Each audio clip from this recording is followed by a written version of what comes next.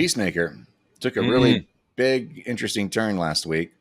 We're recording this the Tuesday following the release of episode 6 of season 2 of Peacemaker, which was one of the big ones. Really big one. They've been telling us this whole time that episodes 6, 7, and 8, the last 3 episodes of the season, were going to be bangers and almost feel like a completely different show. I wouldn't say it feels like a completely different show, but they're definitely doing some daring things with bringing in at least one big character from Superman. Yep. Which, of course, many of you already know, as we suspected, is Lex Luthor. And the way they brought him in was so great and just perfect. It was perfect. It was awesome. One thing I do love about a shared universe, I understand why in film and television it's resisted simply because you start including people from all over. That's going to make it much more expensive. And also people are like, audiences don't want to have to do the homework and go, wait, is that guy from, which is what Marvel is starting to like go, have we made a mistake? Everything's so interconnected. And I'm like, I think there's a line you can walk. And as long as something's entertaining. But I love just seeing Lex Luthor outside of a Superman context. Don't get me wrong. Obviously, Lex is Superman's arch enemy, and I always want, a Luthor something, even if they did a Superman movie where he's only mentioned. I mean, I'm just like, that's fine. I mean, let him go fight Parasite for a movie or whatever. But seeing him as a character where he's not defined by that. Now, obviously, his circumstances are due to what he did in the movie Superman. But at the same time, it's just, oh, look, he's talking to a character that is not Kryptonian. Oh, look, he's talking to Rick Flag Sr. Love it. Here's one thing before we get into the well, that was a spoiler. And by the way, you were very non-showy about the fact that you called that. And I like that. You're like, so it turns out that the rumor was correct. I'm like, the rumor, it was you pegged it, own it. Sometimes your obsessive thinking about where things can go pays off. But I would say that here's my main problem with Peacemaker. All right, just from the beginning to now, he has made no peace. At no point in season 1, I think season 2, I think that's the inherent irony in that James has been intending from the go. It's the inherent irony that they did start embracing when they bought the character in the 80s, and DC was like, oh my God, he's like a proto Punisher, because Peacemaker goes back to the 60s. And so it's kind of DC going like, oh, we can use him as like irony, which they kind of did with Lobo too, which they created Lobo, and he's kind of like Wolverine times 100 because they're making a comment on it. Like let's mock this a little bit. And Peacemaker was a perfect stooge.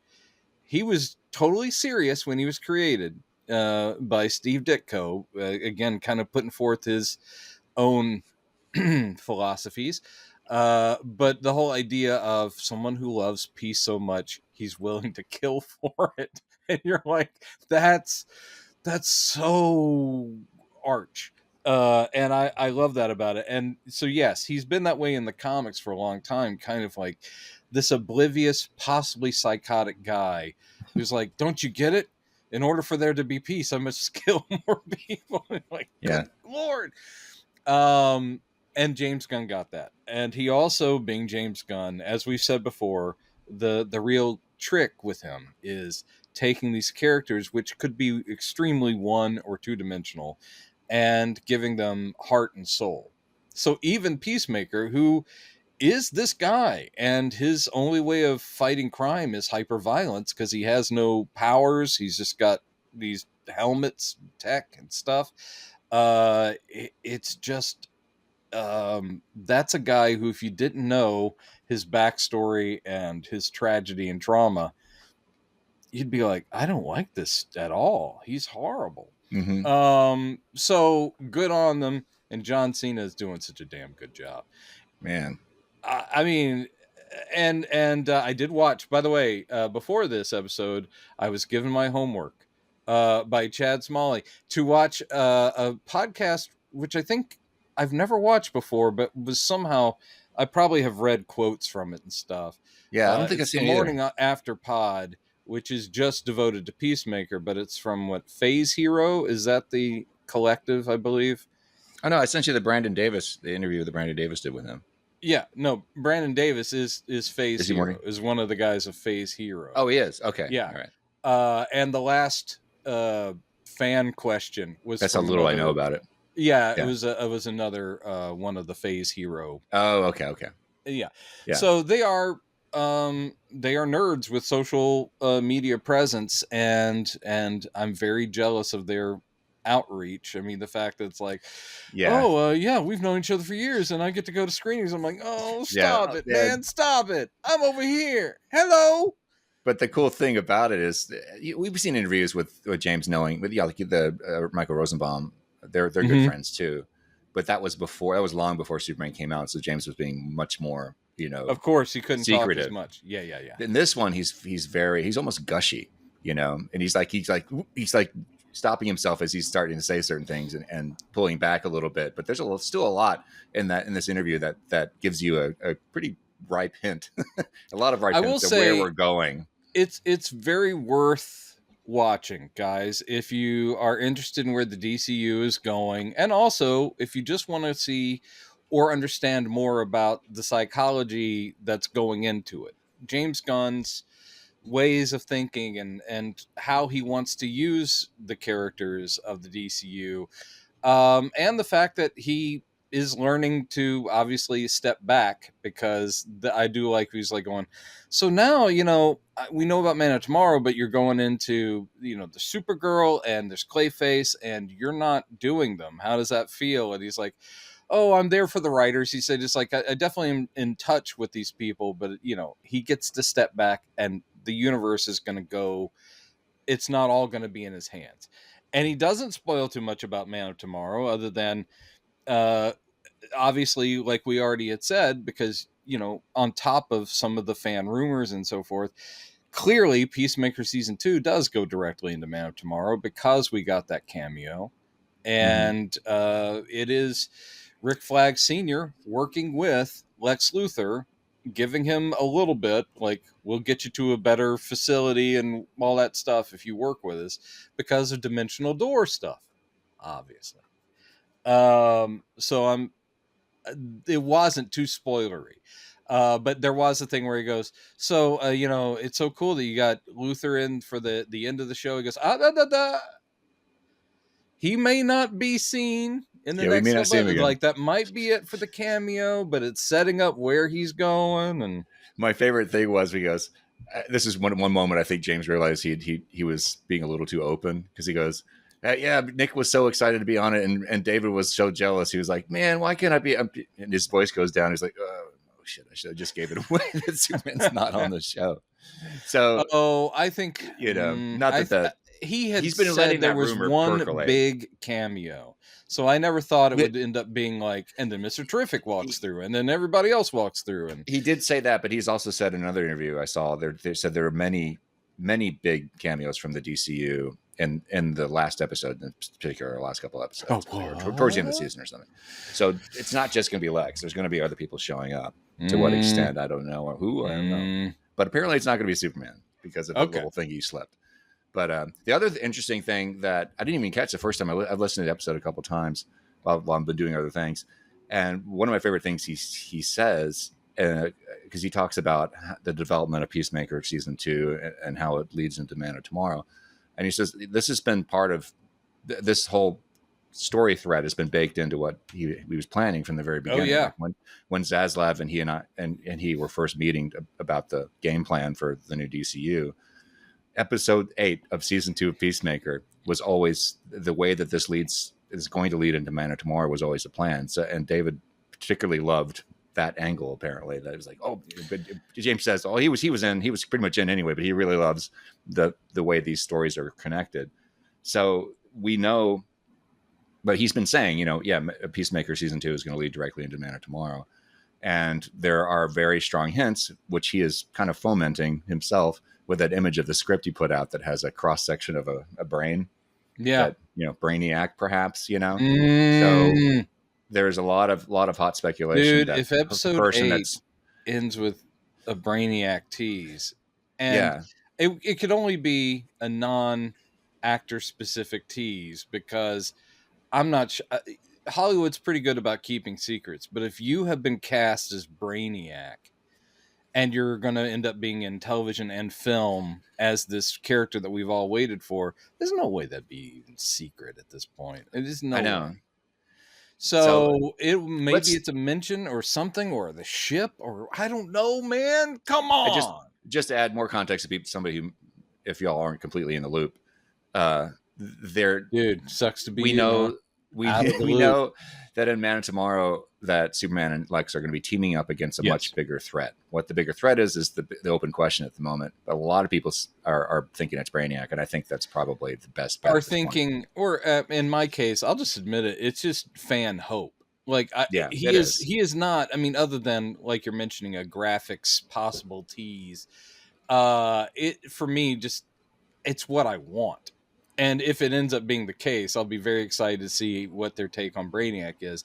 If it turns out it's something else, I'll just go, well, I'm like every other fan who's sitting there going, oh yeah, that sounds good. Shit, we've been robbed of Brainiac again. Yeah.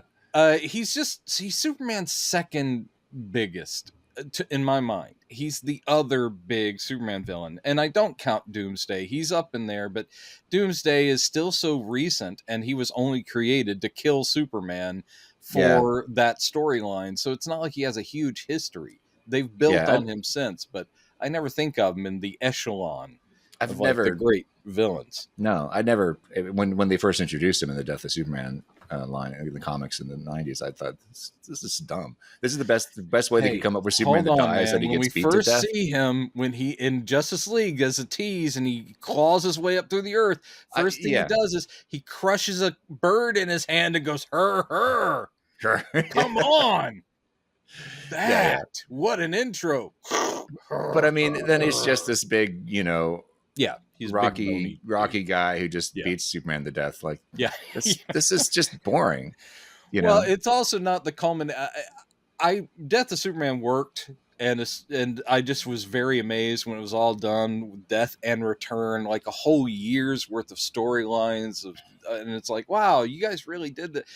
But as far as that, there's no emotional impact other than his death, because there's no buildup. We've never known this character before, and he's the one that kills Superman. It's not like finally Lex goes, "I've done it," Instead, Right. there's That's no what history. I mean. It was like kind of like, okay, Yeah. that's what it was. After all this time, he just gets beat to death. That's it. We're critiquing So- 1993. Our viewers hate it when we talk about comics at length. I've noticed. Oh, really? And just in general, I've noticed. That's why I tend to cut these extended I like rants the funny out books. of the episodes. I like the the full funny books. I love them too. And most of our core fans are there with us, but I notice that I can see it on the viewer retention graph that when we go off talking about comics, Oh, it goes down, wow. and then it'll come back up because All most right. of our fans they only care about the movies. That's what I get. And I will say this, and that's a testament to the films that they bring people in, and that's true of the Marvel stuff too. A good superhero movie, you don't have to be well versed or have been a lifelong comic nerd. It's just fantasy and action adventure, and I think James Gunn and Brandon, what's his name, in that interview, they actually kind of address that. They do. That's right. Where they talk about the bubble that the hardcore comic nerds are in, where they are peeling it apart and trying to see how they're backwards, trying to engineer. How did they get there? Did they pull this from the comic? Did they get this from the thing? And then is that mention of this person?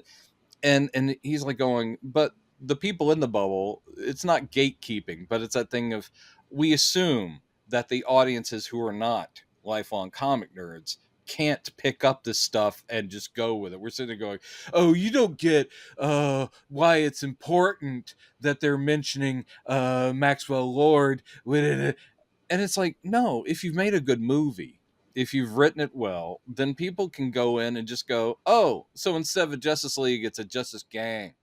Yeah, Okay, so maybe, okay. And they won't worry about it. They'll right. watch the story they're being told, and then if it works, they go, yeah, it was great. Circling back to what you were saying earlier about Marvel thinking, oh, maybe we've made our shows too reliant on each other, Yeah. which sometimes they have, to be completely honest.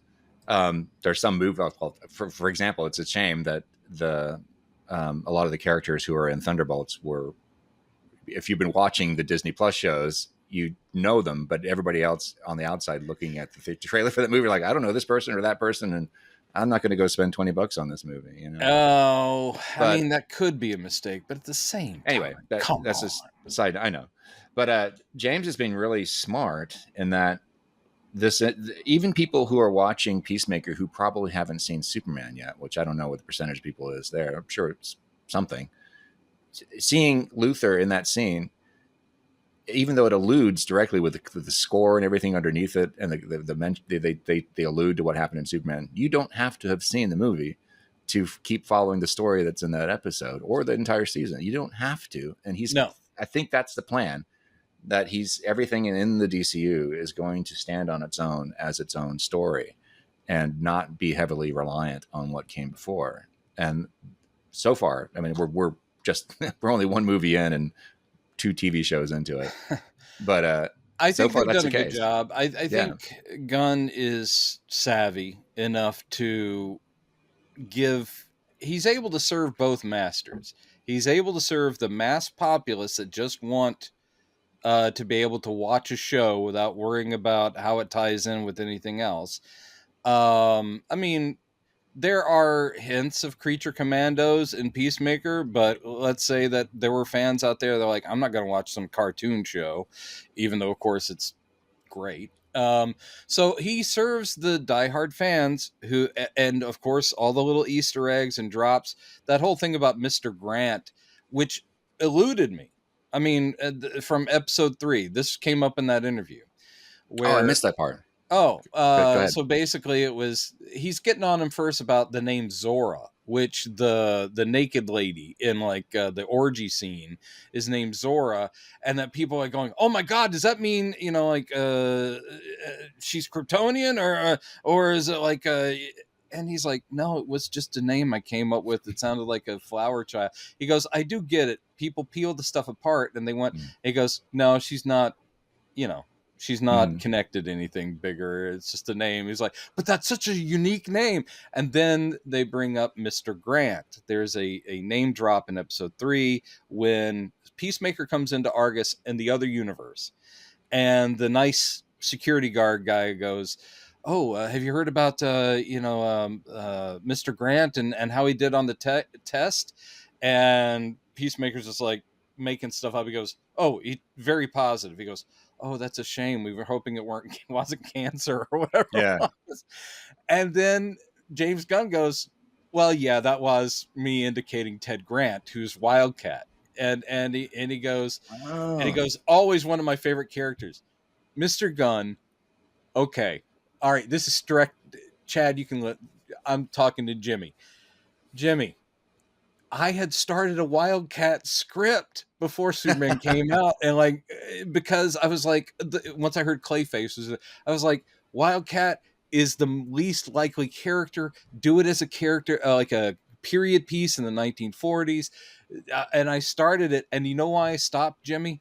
Because I got like 40, 50 pages into it. I stopped because I was like, what chance is there of anyone wanting a Wildcat movie? And my friends are like going, yeah, no one wants Wildcat. And there you are going, he's one of my favorite characters. Jimmy, call me. Yeah. But I mean, again, Seriously. that's just, he goes, sometimes it is an Easter egg. Yeah. Sometimes I have I'm winking and I put something in. And he goes, sometimes it's totally not. Just And he nonsense. goes, Yeah. and for him, it's a little bit fun watching people fall over themselves going like, oh, could that be a mention of da? And he goes, and sometimes it's not. Because they also asked the question of, it was the last Q&A. It was the other phase hero, the woman that showed up and asked him, how is your thinking? Like, if you're writing a scene, are you immediately trying to think of an existing comics character to use, and when is it that choice opposed to you creating a brand new character? Surprise, surprise, I didn't know Amelia Harcourt was from the comics.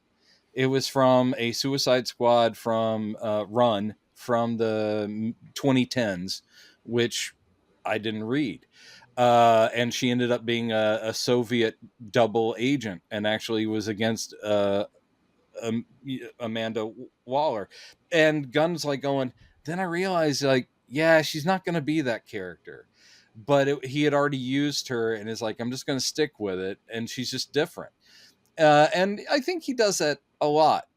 I mean, obviously with Vigilante, he set out to not give us, if you knew the character, he didn't give us the character. And then, of course, he doubled down when we go to Earth X, but we'll talk about that in a second. Yeah. So, it's interesting. And Economos is from the comics. And I was like, what? He does. He takes some from the comics and he leaves them. He makes them into what he wants them. But he also realizes that can run counter to expectations. So he does create original characters. The mix is good. And I think I would prefer him creating original characters if he does change the characters so very much. Mm-hmm. Adrian Chase does have some fans out there. And as much as I enjoy the Peacemaker take, I'm like, yeah, but that's so not the character. But I'll live with it. So that was an interesting question. This episode was great. It was big. It actually kind of just ticked all the boxes of fan speculation and your speculation a lot too. I had picked up on, there's no people of color in the background. And I kept waiting the whole time that ads and Economos they're the ones that hang out in the Peacemaker mansion or whatever. And when she's like, do you want to take a walk? I'm like, oh, here it comes, man. I was like, I was expecting it immediately. I was so on edge the whole episode, worried for her. Like, no. And that scene is, and Brandon did a really good job of just pointing out, it's not just, of course, a great plot twist for people who didn't see it coming and haven't been too worried about it, but also the writing and editing of how the big reveals are happening at the same time. And I like the way James Gunn goes, but don't you get it? The thing that James Gunn was really excited about, he's like going, Harcourt is in that universe for like 3 minutes and she's starting to pick up on it. But Chris has been there for days and days, and to him, he hasn't noticed at all, which is not a good look for Chris, which is true, that he never noticed that there was no people of color there. But that whole thing of the reveal of the flag with the swastika on the American flag. And that he admits it's Earth X, which is great. But that means, are there freedom fighters there? Oh, I know that he's not going to do the freedom fighters. The freedom fighters? The freedom fighters are Earth X in classic DC. Was the world where the Nazis won World War II. It's a alternate Earth. And on that Earth, there's no Justice League. There's the freedom fighters. And that's always been one of my favorite weird DC groups, because they're led by Uncle Sam, literally the embodiment of the American spirit, Uncle Sam, the human bomb, Phantom Lady. I mean, the Ray. They're awesome, goofy characters, and I know we're not going to get them. Still, we have the Sons of Liberty. And maybe I can see why he wouldn't call them that if people would pick up on, it's Earth X, Sure. So, but I mean, it'd be cool if it's revealed that they are there, they just weren't mentioned before or something. But I'm still anyway. I'm still really hoping they're going to bring in GI Robot, but that's probably more of a wishful. I mean, it makes perfect sense. It makes perfect sense, but it doesn't necessarily mean a world full of Nazis. He has a lot of killing to do. And Economos is there seeing it firsthand. Economos knows who GI Robot is, because we see him in the last episode of Creature Commandos. So he's got firsthand experience with the Creature Commandos. as obviously Rick Flag does. So I'm assuming we're going to see Rick Flag go. There's going to be a unit of Argus agents are going to enter the alternate universe in this week's episode, Yeah, including Rick because Flag. that was the whole thing. It's been revealed in the little teaser for next week's episode that Saperson is in fact, the guy that Mm-hmm. Luther's hooked him up with. So one of the other tech guys. And I am happy it's him, just because in the movie, until they rolled the credits, I was like, that could be Saperson because of the big glasses. And then, yeah, it's Saperson. It was like, yay! Because he's another guy from the comics, one of the mad scientist types. Yeah, So that's good. If they go in all guns a-blazing, I mean, they can't take on an entire planet. So I do wonder how it resolves. Obviously, Chris is going to come back to the Prime universe. yeah. I don't know. What I saw, I need to go watch the preview again that came at the end of the episode, because it ends with ads getting chased down the street by a mob of racist neighborhood people, and but I've then, got to then say, in the preview we see her safely returning to the QUC with the team, kind of, and they're all kind of limping or something, yeah, but. So I think James wanted to relieve our worries, but it's like she's going to be fine. That's not the main concern right now. That's I what didn't happens think to the that story at this point. as much as he is bringing up a relevant and unfortunately very appropriate for today kind of issue, I think that he's hit it as hard as he could without offending. And actually, there could be, I'm just speaking for myself. It hits you and you feel gross, but there's no, like I was saying to you, there's no way he would have that character killed. Yeah, because Hey, that would be you got a awful. great actor in there and she's amazing. And we all like the character. So that would be too much. It's just Yeah, too much. yeah, So her life being in jeopardy is good enough.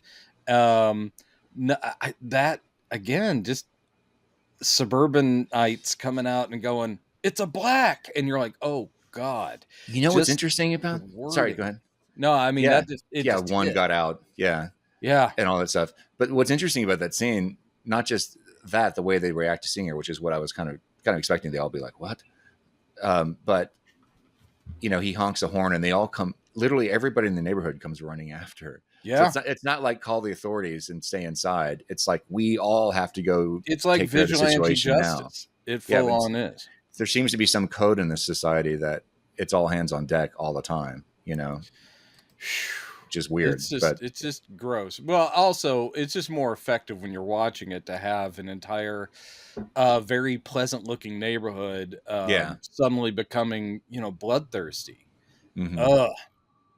I It's saw gross. in a thread, it's very long. They did a watch along party last night apparently, and Gunn was answering a lot of questions on threads as he often does. And somebody asked, because there's that scene when the two Adrians meet each other in the basement of the alternate Earths, his house in the alternate Earth, which is a great. The lead up to Great that bit. is hilarious. But they do the Spider-Man meme at each other and refer to it directly. Oh, it's a Spider-Man meme. Check it Yeah, out. you did Spider-Man. It's like we're doing Spider-Man. So some people say, oh, so the Marvel comics exist in this both versions of DCU Earth in this show. But somebody asked, like, okay, well, hang on. If this is a world where the Nazis won World War II, why is there a Jewish created character being mentioned? Like, certainly Spider-Man wouldn't exist. And Gunn, who obviously had thought about this, just answered Ditko, Oh, who isn't Jewish. So he said in this universe, Stan Lee just didn't have anything to do with the character, apparently. that's So, interesting. Well, yeah. Yeah, that's interesting. I didn't hear that part. But I would there are other assume. things too. I Sorry, would go ahead. assume that even if World War II had resolved that way, I'm sure there were a lot of people. My explanation would be that, especially in America, probably would have been a lot of people passing or pretending they weren't. I mean, for example, Stanley Lieber Sure. was Stan Lee. He changed his name to sound Yeah. much less Jewish. So did Yeah, absolutely. Jakob. What's Kirby's real last name? His name is Oh, okay. Jakob. Oh, I can't believe I can't remember. But he put Jack Kirby. They all sort of whitewashed, not whitewashed, but uh, Yeah, Christian washed yeah, their exactly. backgrounds. So it's Wasped possible there could have themselves. still been Yeah. a Stan Lee. That's fascinating. What Oh, what good is point. It never even occurred to me. which is this is a little more dicey to try to explain, and I don't think he's going to explain it. Oh, But he you said don't we're have going to rocket get to know a little bit more about a the little bit background more, of this world, but it's but not going to be a deep dive or anything like no, no, that. no. But he does mention we do see that there's music in this world. There's rock music. And the Beatles are specifically mentioned. Of course, the funny twist is that their name is spelled with two e's, Yeah. and instead of John Lennon, it's Mick Jagger. Yeah. But the thing is, the Beatles' whole career, in general, rock and roll. You don't have rock and roll without the African American community. Oh, absolutely. It just doesn't exist. So there would be no Beatles. There would be no Mick Jagger, especially no Mick Jagger. There'd be no. I mean, all of that is based off of black music. It's a big alternate history wormhole where Mm-hmm. I think Gunn has given it a lot of thought, but only as much as he needed to tell his story. So I'm sure he's not sitting there going, "Oh, but wait a minute, what about the rise of jazz and blues? That would never Yeah. have happened." And Jazz happened before World War II. that's true, So 20s and 30s. and blues, yeah. Yeah, But that's true. rock and roll didn't happen until the 50s. So Yeah. And you could say rock was literally the whites taking what the blacks had already established and mixing it with, hillbilly and bluegrass, and then it's you get exactly what it is. rockabilly. Yeah. But there would have been no Beatles without Chuck Berry, because they Exactly. always Or like Little going, Richard. yeah, Little Richard, Chuck Berry. That's who he wanted to be, and that's who he copied. And the Mm-hmm. Rolling Stones with Howling Wolf and stuff like that. You're like, yeah, I don't. There wouldn't be Elvis. No Yeah, Elvis without it. no, there'd be Elvis. It wouldn't be the same Elvis. It wouldn't be the same All the Elvis, music, but "That's All Right, Mama," was our those early songs he did that were written yeah, by black musicians, yeah. What's his and name? he was imitating, black, Big Mama Thornton yeah. and artists like that. But at the same time, I don't you're think right. we would have had Anything Elvis without that. pre-war could have been the seeds, and it could have continued. This is this has been hypothetical, alternate Earth take. And this is really deep, nerdy stuff. This is the thing that frustrated me about that movie. What was it here? The movie Oh, I didn't where, even watch it. Was it Yesterday? The one where yeah, what if the I world saw existed without the without Beatles? the Beatles. Yeah, and it was cute. I really didn't like the movie, honestly, but it really didn't go deep enough down that The rabbit hole. concept did not amuse me. I did It's not like, go oh, watch the Beatles don't exist, but Oasis still exists. Like that makes no sense at all. Yeah, There exactly. would be no Wonderwall without the Beatles, guys. Come on. Yeah, yeah, yeah. So anyway, So the thing I do like when that was being talked about in that interview that you sent me is I like the way he Gunn because Brandon brings it up. He's like, so you had a mention of DC in Guardians of the Galaxy in the holiday special. So DC exists in the Marvel universe, and he goes, yeah, and I brought Marvel into the DC universe. He goes, that's pretty cool. I like the way Gunn, like a nerd's like going, I got to do that. So yeah, that was all me. They're yeah, talking about Batman over in the Marvel universe as a comic character, and over here in DC, they know about Spider-Man. So I do appreciate that kind of nerdery where he's like going, I got to do that. yeah. And I that is cool. I'd forgotten about the Batman mention in the holiday special, and I was like, yeah, they did. That's right. Okay. So and the idea of there never being a Marvel DC filmic crossover, I mean, who knows? I say, guys, go animated. Like, get those dudes from Sony that are doing those Spider-Verse movies. That'll save you some money, a little bit. As far as like, we can't get a movie with all these huge stars in it. Doomsday will have bankrupted Marvel at this point because it's got everybody in it. Have you filmed your cameo yet for Doomsday? No, I'm still waiting for that call. Yeah, that's all right. I think we're all in it. That's going to be very exciting. But yeah, no, that was fun. It was a very good interview, mainly because also the guy who I'm not familiar with, this Brandon guy who I'm jealous of. But at the same time, he did hit on some really interesting and good points, which I think did feed. I mean, the reason James Gunn is so open with this guy gets it.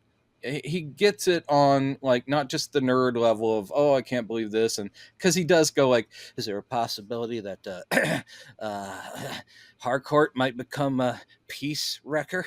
Right. Yeah. And he's like, yeah, no. No. But that is such a comic nerd question. I love how they go deep into it. Though it's just like she wouldn't wear the costume. That would be And totally it is the antithesis to her thing. character. It's just not her character. She wouldn't do if that. she ever did it, it would be under duress. Yeah, right. But he does the thing that makes Peacemaker a good show, and we realize talking about it. I guess we're going to do this for the whole our whole little show here because it's been really good, and we're on episode 6. We've heard plenty from folks who are. It's again. I always bring this up. It's not your jam. Understand if you're not a fan of the Peacemaker series.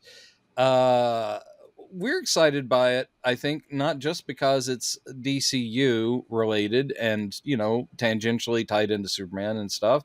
It's a good show. It is. But James Gunn continues to do stuff that isn't cookie cutter, and it's still personal, yet it is completely informed by all the nerd stuff that we share in common, all the years of comics reading. So he's very good. And one of the things that Brandon brought up that really resonated with James Gunn, where he was like going, that's it. You got it. It's like you hit the nail on the head. It's the whole thing about this series, specifically the season, is about not just learning how to love, characters learning how to be vulnerable in love, but how to accept love. Because that goes to the heart of both Chris and Harcourt, is the fact that they see each other's weaknesses. They know that they are not perfect people, and yet there is an undeniable, bond between them. And Chris has just opened his heart and said, "Look, I know you're awful. I know that you have problems, but I'm not going anywhere, and I love you." And she is working on trying to be a person. And I've known people like this in my life, trying to be a person that can accept love, not just love outwardly, but and James Gunn's talking in that interview about that's a problem he's himself dealt with. So he was very excited that it's like, oh, good, you're seeing past sci-fi, alternate universes, people in colorful costumes and in a prime eagle, and you're seeing that the core of what he's trying to do is an emotional story. And that's why Superman worked for me so well, is that it's got crazy cartoon superhero stuff in it, and I'm all for it. But there's a core, and that's what James Gunn does, because it is easy to do. Easy would just be to adapt a simple Superman, a superhero versus supervillain story with lots of crazy effects, and then you go, good, did you enjoy that? But the people that have done it well, including the Russo brothers over at Marvel, and the people who've had a success, it's where they go, look, that's fine, especially for like younger audiences that just want to see bam crash. But the good writers are like going, these are human characters, so there needs to be an arc. There needs to be something that emotionally resonates, or why are you watching it? I mean, the stuff, even the small stuff where I don't know why this popped in my head, probably because I just mentioned the Russo brothers, but you go back to Winter Soldier, all the stuff with that character, and then when they introduced T'Challa, and he's dealing with his father's death, the burden of becoming a new king, and his desire for revenge. And then at the end of Civil War, instead of killing Zemo, he's learned, and he's like going, no, that's stops not him from killing himself. Yeah. And he's like, no. And you're like, man. Also Chadwick Boseman, R.I.P. God. And then in Black Panther, where he got to take it even further. So the characters that are going to hit, and of course all the stuff they do with Peter Parker, it's all very emotional and good. Yeah. So I don't even know what I was starting off on, other than that is You're talking about the something core of his stories, yeah, the core of core the of the story, heart. and Peacemaker for all of its naked orgies, and I loved the whole thing about the vigilante keeping all the stuff that he's gotten from bad guys, but he just keeps it in the basement Yeah, because, like, what if the cops are corrupt? So and then the cocaine like cloud that covers them, which actually plays into the story later which on, which does is play so into the story in great. a very Yeah, smart way, where the drug dog is smelling it on her, because and you needed to have a scene where you get Amelia and Chris into a room by themselves. yes. That was like quickly, and that was one way to do it. I was like, In the that's so teaser great. for that episode, in the teaser post episode 5, and they showed her being stopped at the security gate. Yeah, I thought, yeah, I mean, I'm sitting there going like, oh, maybe there is something where genetically or something, and or maybe they detect something, and she's not exactly a duplicate of the other heart. And then it turns yeah, out, no, it's it's just just because cocaine. she's got cocaine dust Yeah, on it's her so because of that explosion. it's fucking perfect. It was really smartly thought. Another thing that game that Gunn dropped in this interview, but there's so much stuff. That's why I've there's stuff I missed because I've Are you distracted. talking about the interview with Games John? Yeah, so weird. On Their names are so Earth-X? similar. Yeah. No. There's so many things in this interview. It's a very dense interview. It's so great. But he talks about Eagly for a while, and that people think that people have been saying that Eagly, maybe it's just a one-off joke of him being the prime eagle, and say no, no, no. Eagly's very important to the story. Like, ooh, okay. I That's have the no thing is, idea. I don't even well, have any theories about where that's going. the problem, well, not the problem, it's one of the delights about the way the guy works is you never know. He does things that are just wacky, weird jokes. And you go, and same thing in Guardians and all of his movies. You're like, well, why is, Rocket always trying to get prosthetic limbs or things off of people? And he finds it really funny. That's just kind of a joke. It's like Right. bird blindness.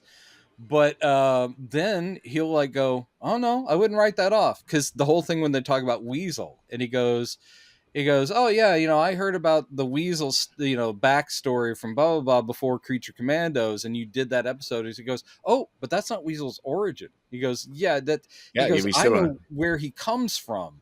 So it's like he's given. He goes, I don't know if I'll ever be able to tell that story. Yeah. And Which Brandon just goes, means, oh, come on. yeah, he world Speaking for builds. nerds everywhere. Yeah, he world builds, I think, to a big extent. So whether or not it ever ends up on screen, and the thing with the Prime Eagle, that was just him saying, like, guys, I know it seems like a James Gunn one-off, like, weird little concept. He's like, no, it's important. It's going to tie in. And I'm like, Yeah. okay. And then, of course, that will get nerd brains clicking, where they're going, I'm going to look through all my comics. Where is the Prime Eagle? How could that tie in? All I can surmise is that we Eagly is the whole reason why this story happens in season 2. He leads Chris to that door. Yeah. And it seems like he's just being like maybe there's something in there. He's smelling something he wants. Like it could be as simple as that, but I have a feeling maybe there is something more to it. I have no idea what, if Eagly has some connection to this other dimension. I mean, they do. They do point out the whole thing. Economos is when he's talking to Flurry about the bird blindness. He's like going, bald eagle represent the bird of our nation. So what if the bird of the nation is Uncle Sam? What if it is like an American representation? What if Eagly is kind of Uncle Sam? I mean, that's way out there, and that's not from comics or anything. But what if it is something where we're needed in this other universe because things went horribly wrong, and I've got access to it? No, so, I don't. Hey, who knows? Who knows? And if that ends up being, I will not eat a mushroom omelet, but I will still do something where it's like, it turns out I was right. By the way, for the people at home, every now and then when or I guess recently, if something I don't think is going to happen is someone posits it'll happen, I will say, oh yeah, if that happens, I'll eat a mushroom omelet. Here's why. I hate mushrooms. I hate them. And I hate eggs. I hate all eggs unless they go into a cake or cookies, because then it's delicious. But I hate eggs. So if I tell someone I will eat a mushroom omelet, that's like someone saying I'll eat my hat. I'm actually gagging thinking about a mushroom omelet. So anyway, You could even uh, up the stakes by or make it even less appealing to you by saying that there's no cheese. There won't be any cheese in this omelet. oh, see, you take away the cheese. What is it? It's just a bit. Literally dry heaving. Oh, by the way, I mean, there was so much good in this episode. This is why we're talking about the whole thing, including when they get to this other universe. Ads and Economos stay behind in the house while the others go to Argus. Well, actually, only Harcourt goes to Argus. Vigilante literally just goes to his house. It goes to the other vigilante's house. I love it. He just walks down the street, walks in the door, is like, and he just keeps laughing, like, "Oh, Yeah. you've got a gnome outside the house. What are you doing here, buddy?" And he walks in. He's like, "Look at that thing on the wall. What?" It's It's so a great great. scene. But Economos having such a hard time being in an alternate universe that the very concept of it, how weird it is, he starts dry heaving. It's so great. He's like, and they're like, seriously, man? He goes, we should not be here. This is wrong. It's great. Gunn said that he had to cut some of that out because Economos or AG went a little overboard with some of his puking. Oh, maybe AG was saying that in an interview. He said that once he gets going with that, sometimes he'll actually honestly start gagging by his fake acting gagging. So Gunn had to trim some of that out because it was getting too gross. Maybe that isn't that. I can't remember which interview that was in. Well, it wasn't in the interview I just watched. Okay. So it wasn't Gunn at least talking about it. But I love that whole concept. So that was delightful. Yeah. And yes, Vigilante meets his other self, and it is Gunn tickles himself. And I get it as a writer when someone goes, "Oh, and when da da da" in one of my things, I'm like, yeah, you like that? Because you get excited.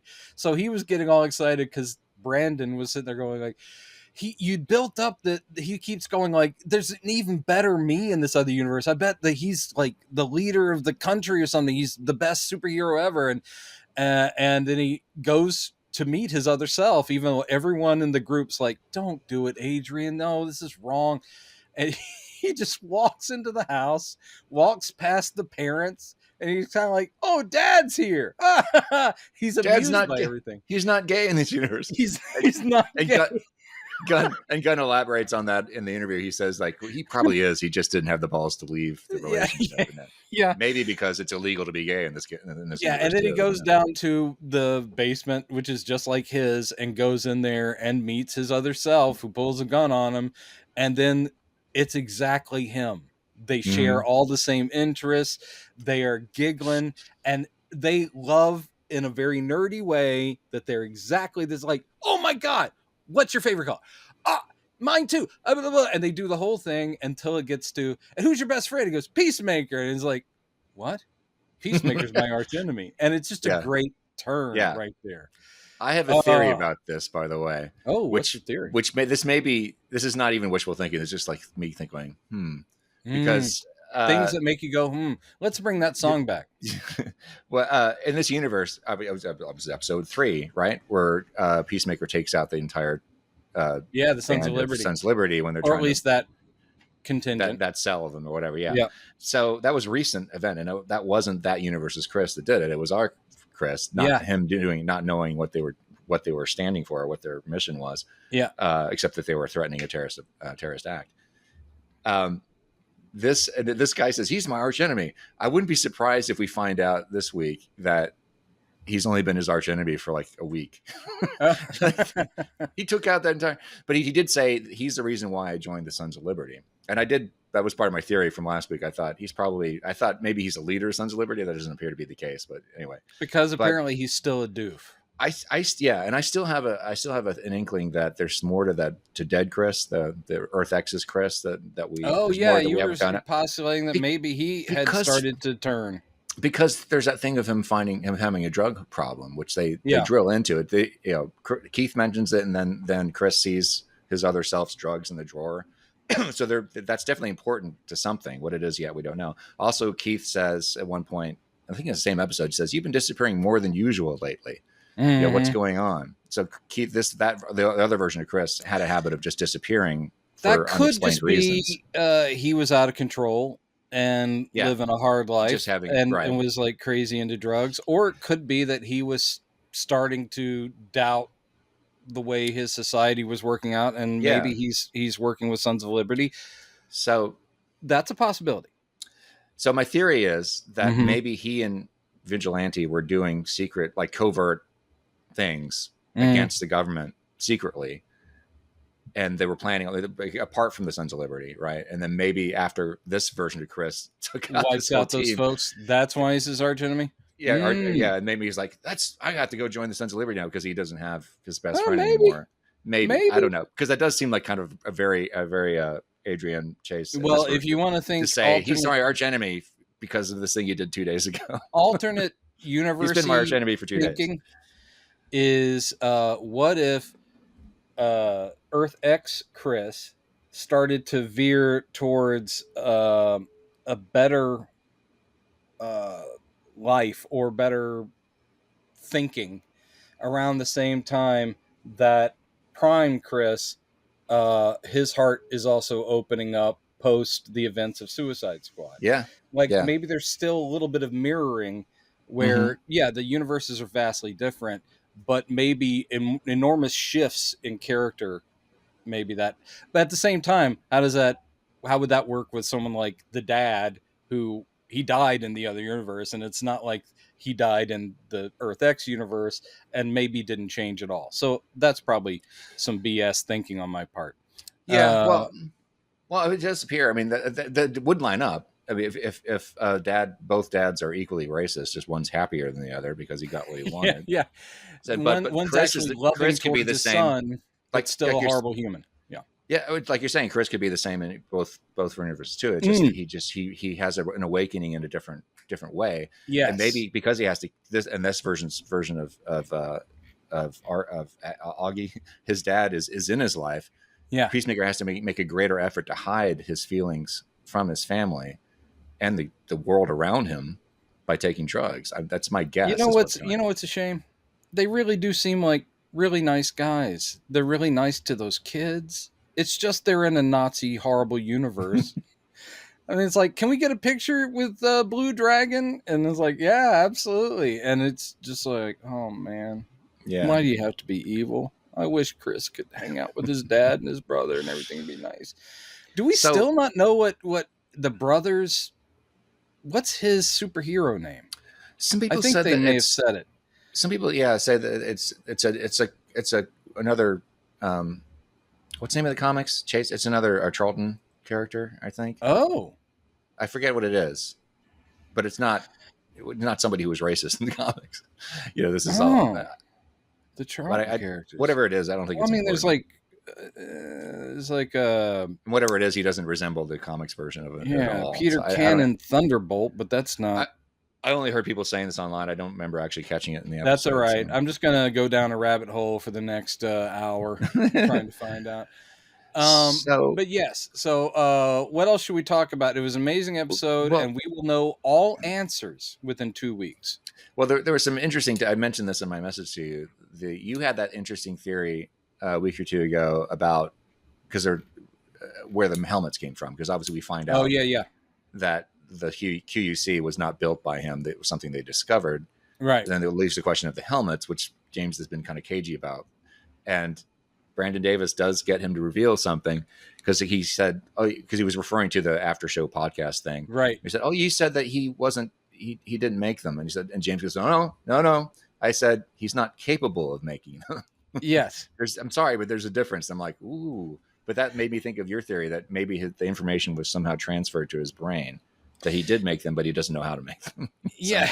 It may be something that's the influence of the case, or the first burst of energy out of it when they opened it for the first time and all that. I don't know. Who knows? Yeah. I trust they will explain it.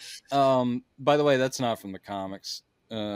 Peacemaker doesn't have a folding dimensional closet. Right, right, yeah. It's all James Gunn.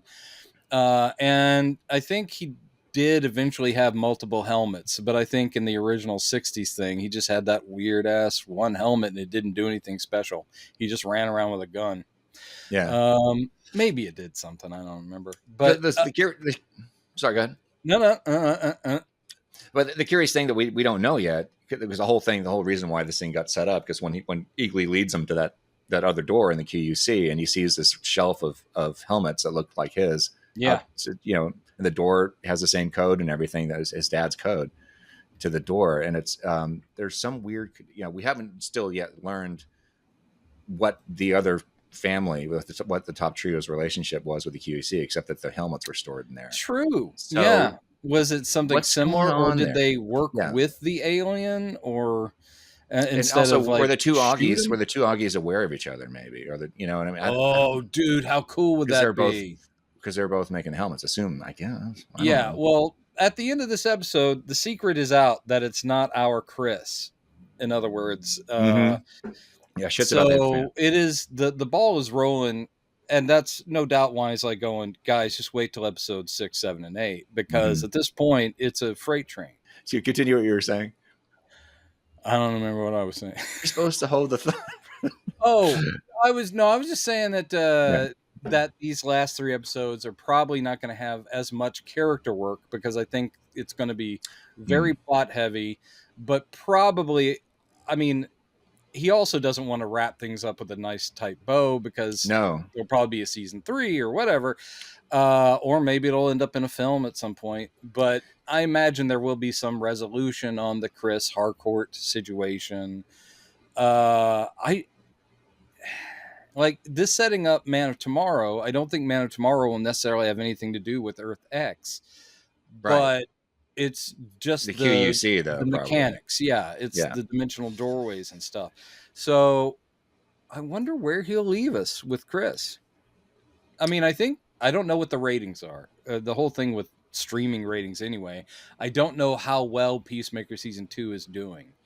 I'm loving it, but as far as is everyone tuning in, will Warner Brothers go, definitely got to have another season or not? I don't know. Yeah. And he has said more tidbits he's revealed on Threads. Somebody asked, are we going to get to see more of the QUC and future stories in DCU? And he says, you might be in luck, which means yes, of course. He mentioned earlier in this interview, he talks about how episode 8 of the season has been part of the plan from the beginning. I like Feige. I like Feige. I like, any of the Marvel directors that come out and talk about their projects and kind of dance around. But James Gunn has a natural performer's instinct. And, his brother also is, of course, an actor who's quite delightful. So it must be in the blood. I don't think anyone gets close to James Gunn in being, I'm your buddy. I will talk to the fans randomly on Twitter occasionally, and I'll do this kind of stuff. I've said this before. He plays the socializing and the face fronting press type stuff better than I think anybody, because he doesn't dodge, or if he does, he's very entertaining in the way he dodges. And he never, I'm sure he has interviews where he's like, oh, geez, I've had a long weekend or whatever, I'm really tired. But he always seems engaged. I've seen like random red carpet things where Joe Schmo with a phone is like, Mr. Gunn, blah, blah, blah. And I've never seen him go like, we're working on Clayface or whatever. No, man, the guy always seems plugged in. He seems happy to be there, and he seems to be living his best life. I do like that whole thing. By the way, I'm not worshipful of the dude. I just appreciate his work, and I like the guy personally based on what I've seen.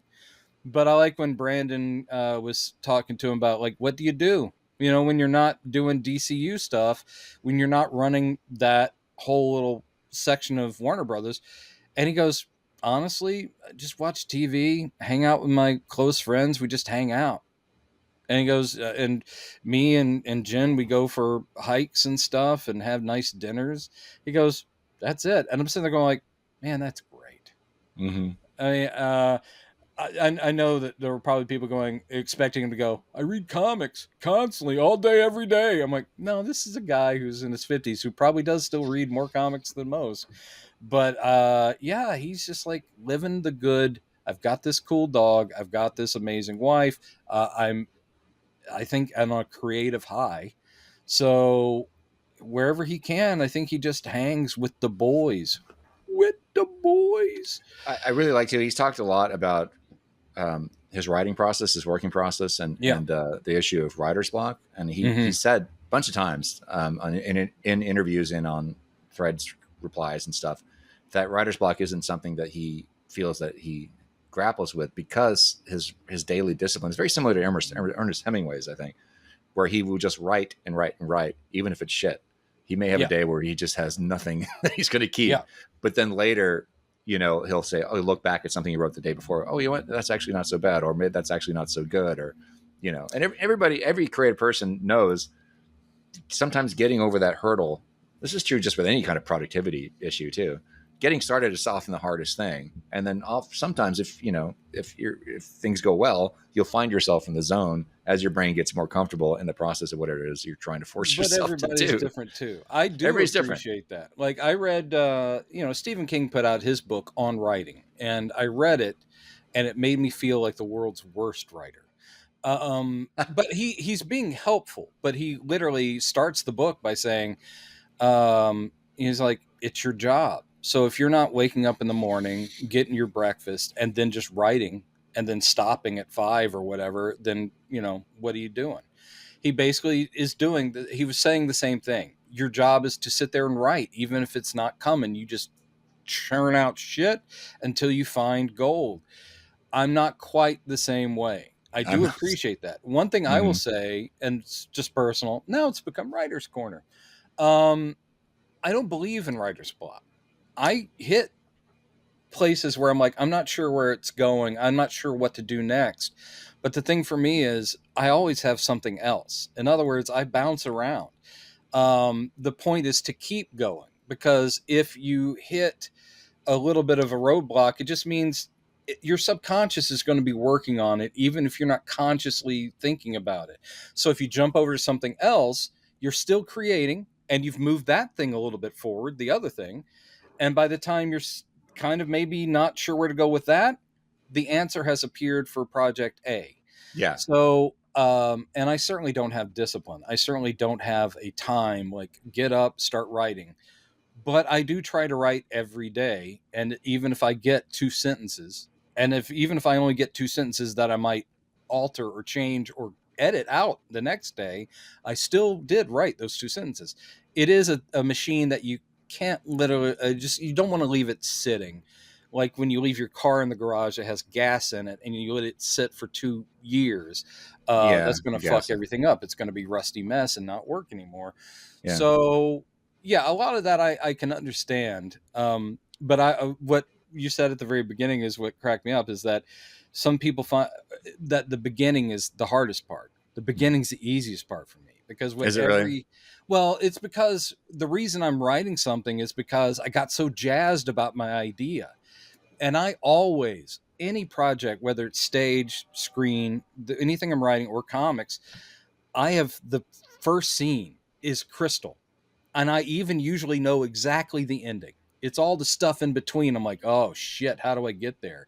So for me, I always start that's what I'm talking about, like abandoned novels and so forth. I knew exactly how to start. I was Starting's excited. easy. Yeah. And then I just get into it, and then I'm like, oh, things aren't connecting the way I want them to, or I'm being real clumsy. This is boring.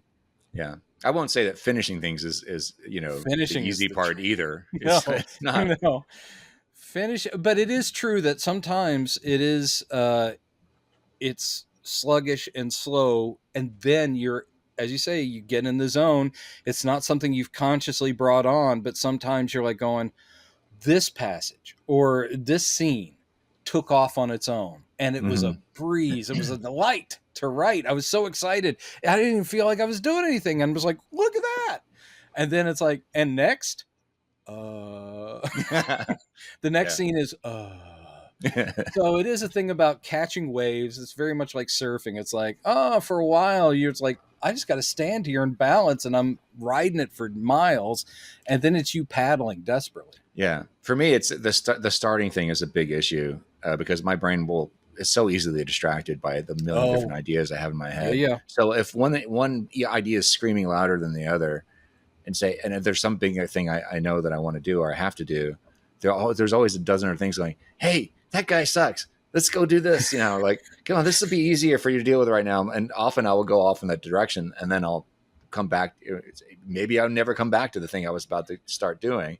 So I'm trying to get better about just launching myself into ideas that I know I especially if it's something I know it needs to get done. I'm just going to start this right now, even if I just feel like it's the last thing in the world I want to do at this moment. And pretty soon I'm actually enjoying the work, and I'm coming up with ideas that I didn't even know that I was going to come up with. This happens in the editing process all the time. No if doubt. there's a big episode, I'm like, oh man, I don't know what I'm going to do with this episode. And I get into it, and I'm eventually I start getting flooded with ideas as I'm going along. I never know what I'm going to do. Sometimes I'll have ideas ahead of time when I'm editing these things. But a lot of times, most of the stuff, a little silly things. It also helps that sometimes I don't come up with them until the moment. Yeah. And I go, insert Christopher Reeve reaction shot here. I think that helps when I do that.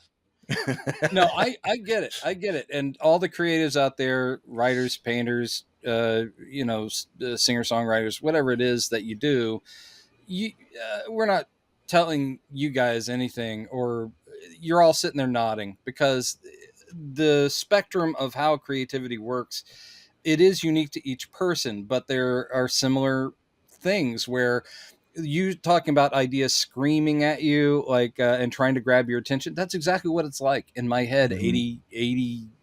80 times over is that something's going like, hey. And sometimes I do give in, and that is, like I said, it's the backup project that is relieving the pressure on the one I was really focused on, and me bouncing back and forth. So I like that we're talking about this, and it all came from talking about James Gunn's process, but I'm sure it's the same thing. However, he does sound like he very smartly became the type of professional writer that saw it like Stephen King and all the others do, and Hemingway. It's like, get up, have your breakfast, sit at the desk. And maybe you get nothing. Maybe you do 15 pages before lunchtime, and you're like, how the hell did I do that? Mm-hmm. And that kind of regimen I admire and don't have. I've tried that. I don't have it. I wish. Plus, also, James Gunn, I'm not, the whole thing is those people we've just talked about, that was their job.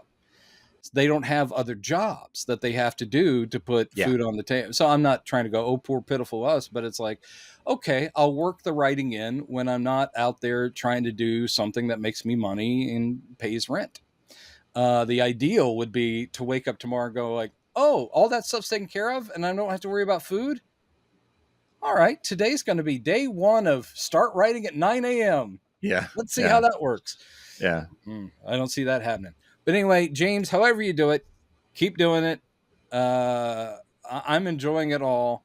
I'm very much looking forward to Man of Tomorrow and Supergirl before then, because, dude, Supergirl, based on that graphic novel, Lobo in there, I can't wait. Yeah. I'm excited for the DCU. I'm, of course, excited about Marvel as well. Still didn't get my Steelbook of Superman, but my Steelbook of Fantastic Four will be here in a couple of weeks. I can't wait. Oh, cool. Oh, before we sign off, there's one thing I said. Another thing he said that really excited me, which doesn't surprise me at all, but I'm really happy to hear how emphatically he said it. He says, "I've got big plans for Mr. Terrific." By the way, I was like, "Yes, come on!" I don't. Can't wait. He was talking a little bit in that interview about how people's reactions do shape, the future of stuff. I can't imagine, even when he was sitting there writing the Mr. Terrific scenes, that he wasn't like, he has to have known, oh, they're going to fucking love. I mean, I was surprised when he said that people really responded to Guy Gardner. I love Guy Gardner, but he's an asshole, and he's played by a guy who's great and can play a great asshole. So Nathan Fillion, but I was surprised he goes, yeah, people really responded to Guy Gardner. I'm happy about that, especially because he'll be in Lanterns as well. I can't wait for more of that. Yeah. But Mr. Terrific is if it weren't for how great David Corn Sweat Superman was, Mr. Terrific walks away with a lot of that movie. He just Yeah. owns it. Yeah. And I already said before, that's an example of that's not the way he reads in the comics. He's given him a kind of comedic voice, though he's kept the character's intelligence and genius. He's made him this arrogant SOB to some degree, Hmm. and has him saying stuff like, "You brought the dog, man," and you're like going, I just never heard him in the comics talk like Sure. that. Sure. But he's a great character. He And is. the actor nails it so hard that if we don't get a Mr. Terrific standalone film or a series, because he's got a very tragic backstory that I'd love to see like actually done. And we do. There's a little hint of that in the dialogue because he tells Lois, "I don't do emotions. I don't do," and Yeah. she persists on venting her relationship foibles Yeah. to Adam, and he's just like, "Shut up." I know Sorry, that sorry. I know that they're never going to follow. I mean, whenever they do borrow storylines from the comics, they alter it anyway. I mean, Mhm. Doomsday won't be the same as it is, and blah blah blah. But there was a very interesting little sideline. I think it was uh, Days of Vengeance, one of the big storylines in DC from years ago, early 2000s, and it was when one of the main Gotham cops, guy named Crispus Allen. No, what was his last name? Anyway, from if you've never read it, Gotham Central, great comic.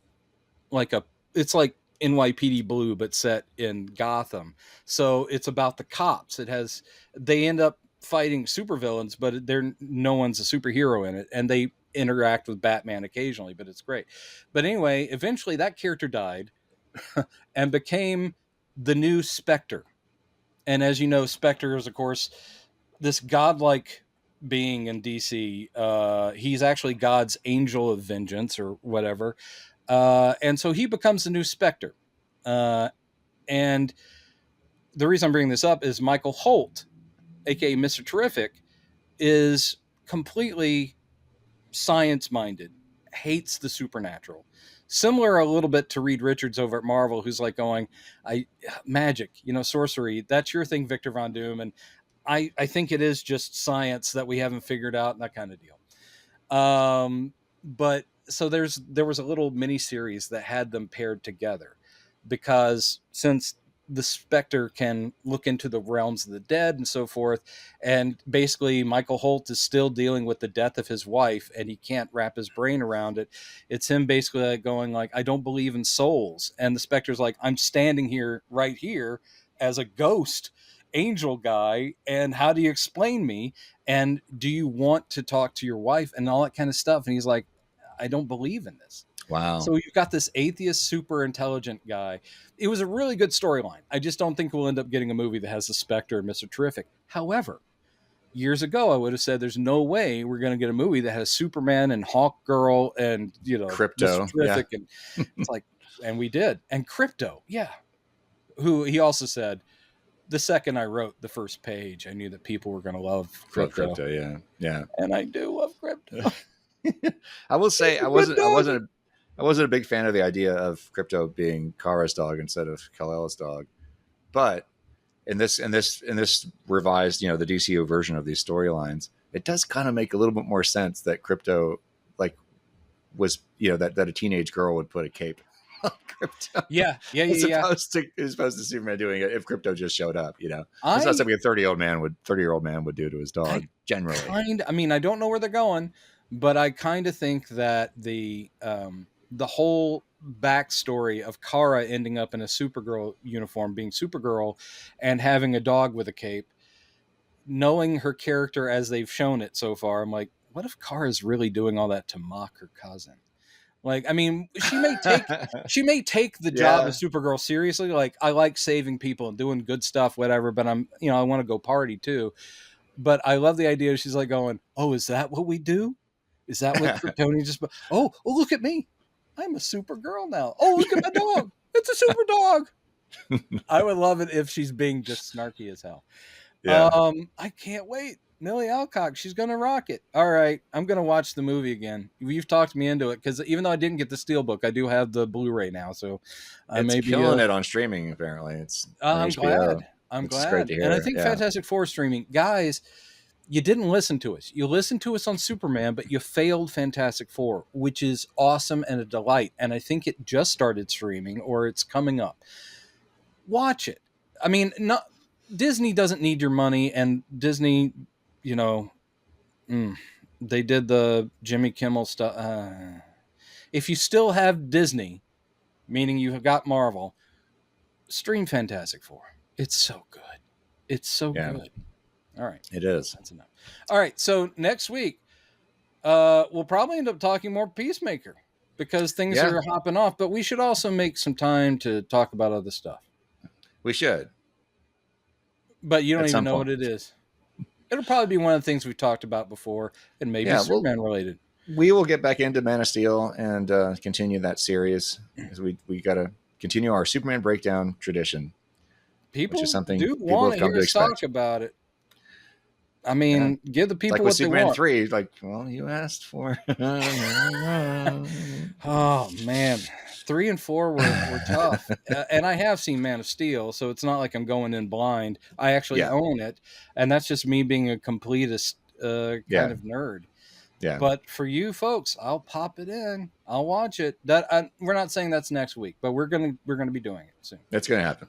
All right, everybody, thanks for joining us, talking about the man who makes peace, and hopefully you're enjoying it. If you're not, what can I say? Yeah. You're entitled.